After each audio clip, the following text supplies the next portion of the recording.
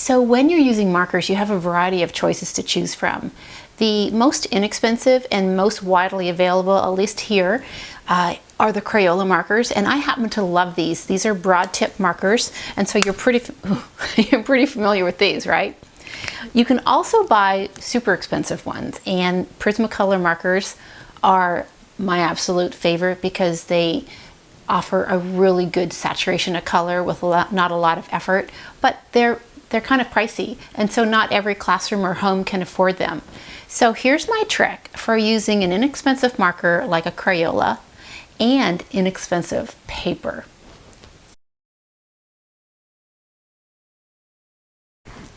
When you use cardstock for art projects that require just a black marker and coloring with a colored marker, cardstock really is a cheap alternative to almost any other paper you can buy.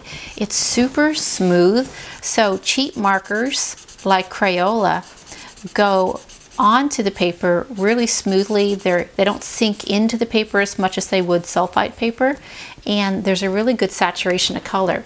That's an inexpensive marker.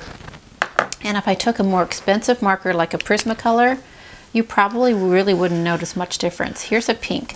One thing I tell the kids, this is a little side tip, to trace the outside of any shape, and then like a set of stairs, color as if you're stepping up one step at a time.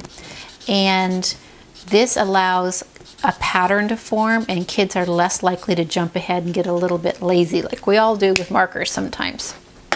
So that's the difference between the more expensive brand and the inexpensive brand, and it's hardly any difference.